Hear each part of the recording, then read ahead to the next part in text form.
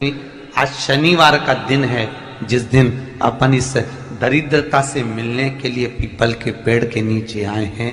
हिंदू धर्म में ये दिन पीपल के वृक्ष के लिए पूजनीय होगा। जो भी शनिवार के दिन पीपल के वृक्ष की पूजन करेगा, दूध चढ़ाएगा या मिष्ठान का भोग लगाएगा, लक्ष्मी और नारायण उसके घर में प्रवेश कर जाएगा।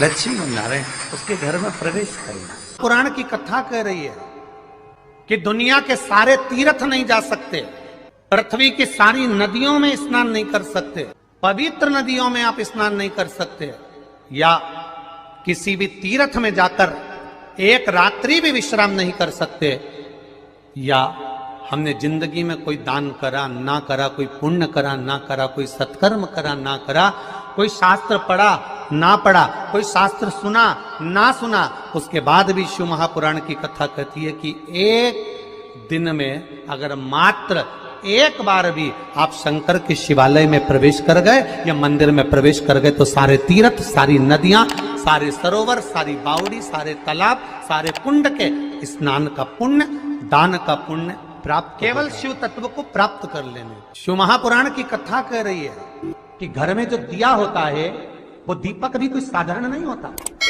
उस दीपक की भी महत्वता है, उस दीपक का भी वर्णन है। एक बात बहुत अच्छे से सुनिएगा, शायद आपकी जिंदगी को सवार, शायद आपके जीवन को। मेरी जीजियों, मेरे जीजाओं, मेरी बेटियों, बेटाओं, कभी मौका लगे, शंकर भगवान के शिवलिंग के पास में आप बैठे हैं, यहां तक शास्त्र कहता है कि घर में अगर किसी को बहुत तेज बुखार आ गया है, बहुत तेज बुखार, और बच्चा उस बुखार में तप रहा है, बहुत तप रहा है, मारा, तुम जिस दिए में भगवान की आरती उतारते हो, जिस दिए से तुम भगवान की पूजन करते हो, कभी मौका लगे और आप पूजन करने के लिए गए, कभी पूजन शंकर भगवान के शिवलिंग के पास में या शंकर भगवान के शिवलिंग के ऊपर कनेर का अगर पीला फूल देखा है ना आप लोगों ने, अरे बोलो तो जम के, देखा है? कनेर का यदि पीला फूल शिवलिंग के आसपास में या शंकर भगवान के ऊपर कहीं रखा हुआ भी दिख जाए, विषम परिस्थिति हो, बहुत हिम्मत ना हारते, कभी भगवान अकेले में एकांत में आप पहुंचे उनके पूजन के लिए, कनेर का पुष्प वहां रखा है, चाहे वो जलाधारी पर रखा हो, चाहे वो शिवलिंग के पास में रखा हो, शिवलिंग पर रखा हो, उस कनेर के पुष्प को अगर आप 5 जगह का स्पर्श कराकर अपने हृदय की बात कहकर वापिस महादेव को समर्पित कर देते हो तो भी मेरा महादेव तुम्हारे दुख का निवारण कर देगा। अब वो 5 स्थान, पहला गणेश जी का जो स्थान होता है वह जगह, दूसरा षडानंद कार्तिक, तीसरा अशोक सुंदरी वाला स्थान, चौथा जलाधारी जो ऊपर से बूंद बूंद जल नीचे गिरा रही है, जया, विषहरा, शामली बारी, दौतली, देव, शंकर जी की 5 बेटियों का, और 5वें नंबर का है शंकर भगवान के, जो कैसे वर्णन किया जाए, त्रिशूल के 3 भाग होते हैं। करें दर्शन आप लोगों ने, जैसे सामने त्रिशूल लगा है, इस त्रिशूल के ऊपर देखेंगे तो 3 भाग दिख रहे हैं, नजर आ रहे हैं सबको? त्रिशूल का जो 3 भाग होता है, उस 3 भाग का जहां ज्वाइंट होता है, जहां मिलता है, एक जगह पर देखो तीनों भाग एक जगह पर मिले हुए, 3 भाग का जहां मिलन होता है, 5वां स्थान, ये 5वां स्थान, यहां पर स्पर्श कराकर शिवलिंग पर अपनी कामना कर श्री शिवाय नमस्तुभ्यम कहकर बाबा से अपने मन की बात कहकर जो समर्पित कर देता है, हम 3 महीना भी नहीं कहेंगे, हम तो कहेंगे अगर ज्यादा दुख है 3 दिन इंतजार करना, मेरा बाबा उस दुख को मिटाए। 3 महीना बहुत दूर, पर करना है दिल से। और कई तरह के दीपक होते हैं, दीपक का भी विधान वर्णन किया गया, उस दिए का भी वर्णन किया गया। यहां तक शास्त्र कहता है कि घर में अगर किसी को बहुत तेज बुखार आ गया है, बहुत तेज बुखार, और बच्चा उस बुखार में तप रहा है, बहुत तप रहा है, तुम जिस दिए में भगवान की आरती उतारते हो, जिस दिए से तुम भगवान की पूजन करते हो, उस दिए की बत्ती को नीचे डाल दीजिए और उस दिए को पानी की बाल्टी में धो दीजिए। कौन सी बाल्टी में? जिस बाल्टी के पानी से आप बच्चे को स्नान करा सको, केवल भगवान पर से ले जाकर, पास में से ले जाकर उस बाल्टी में थोड़ी देर डाल दो और उस बाल्टी के पानी से उस बच्चे को स्नान करा दीजिए। 15 से 20 मिनट, आधा घंटा लगेगा बच्चे का। बड़ी बेचैन दिख रही हो तुम, क्या बात है? पार्वती जी कहती है देवव्रत कश्मीर प्रदेश का एक भक्त देवव्रत बेलपत्री के वृक्ष के नीचे बैठकर आपका मंत्र जाप कर रहा। मैं आपको जगाना नहीं चाहती थी, पर बेलपत्री के वृक्ष के नीचे लक्ष्मी झाड़ू लगाती है, सरस्वती वीणा बजाती है, इंद्राणी उस बेलपत्री के वृक्ष के नीचे जल का सिंचन करती है, 33 कोटि देवी देवता उस बेलपत्री के वृक्ष की जड़ में विराजमान होते हैं। इसलिए देवव्रत एक बार पंचाक्षर मंत्र बोलता है तो वो 33 करोड़ बार गिना जाता है। ऐसा बेलपत्री का वृक्ष होता है। बेलपत्री के वृक्ष के नीचे एक बार अगर भगवान का नाम लिया जाता है तो वो 33 करोड़ बार, 33 कोटि बार गिना जाता है। एक मंत्र केवल नमः शिवाय, ओम नमः शिवाय, ओम नमः शिवाय। फिर वही वाली बात आ गई जो पहले कथा में कहा, अपने लिए अच्छा वाला घी छाट के लाना, अच्छी कंपनी का लाना, और जब यज्ञ करने बैठे, पूजन करने बैठे, हवन करने बैठे, भगवान का कोई पाठ पूजन करवाई, पूजा वाले दुकान पे बोलना कि पूजा का घी चाहिए।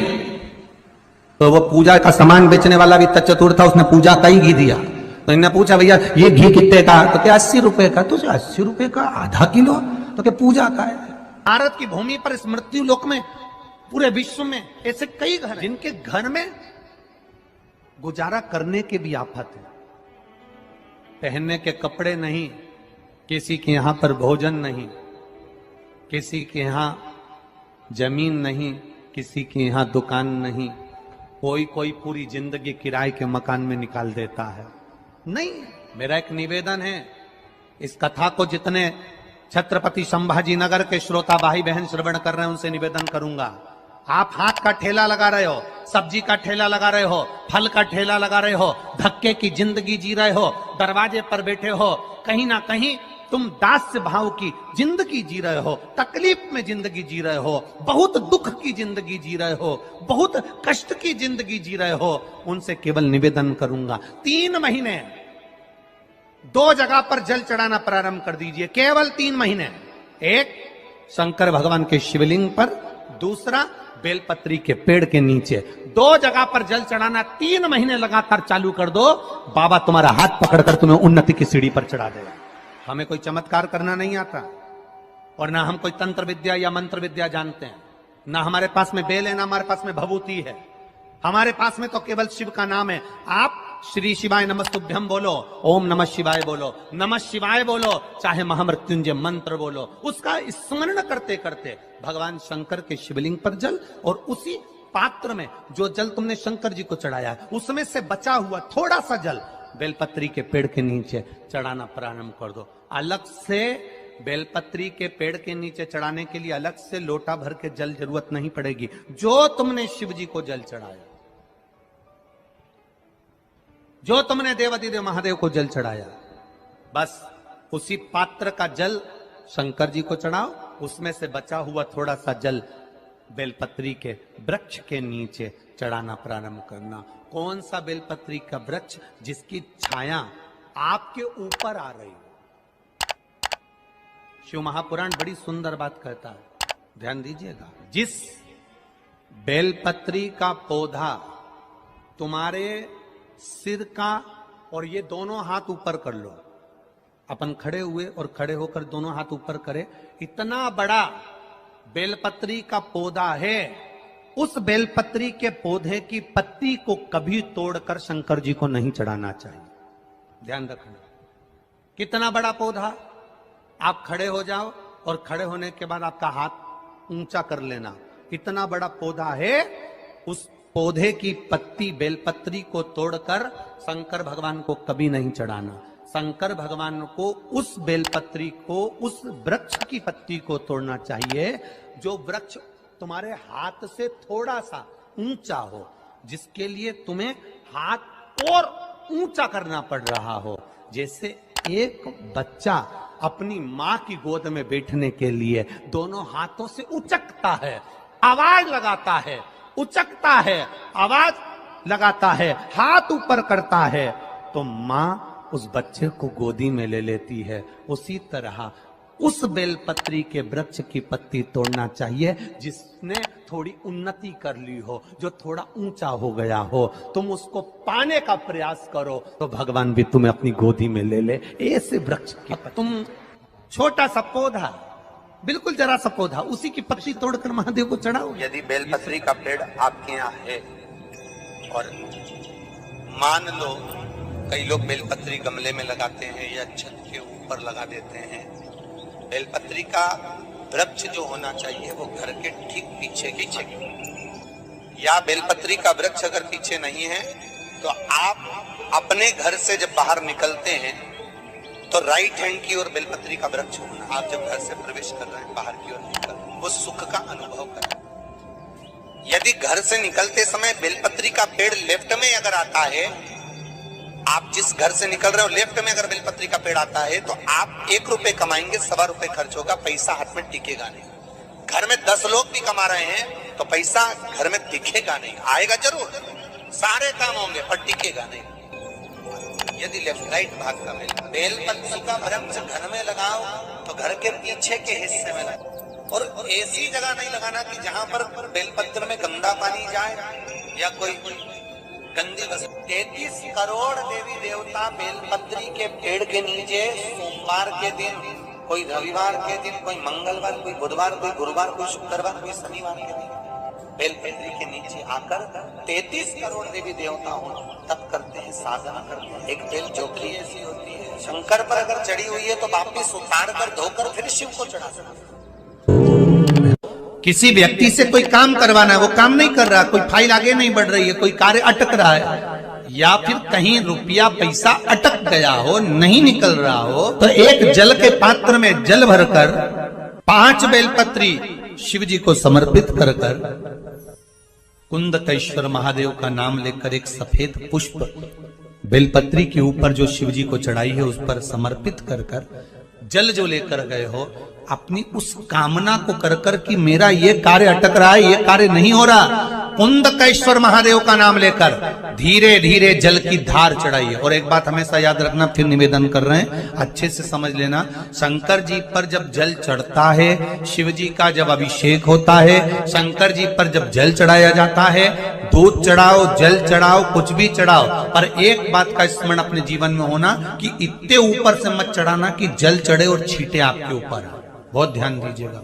हाँ, तो यहां तक वर्णन करा गया है कि शंकर जी का जल चढ़ा हुआ जहां से बहकर जाता है ना, उसको लांगा तक नहीं जाता। यहाँ लांगते हैं क्या? नहीं ना, परिक्रमा भी करेंगे तो वहीं से लौट कर वापिस उधर जाएंगे।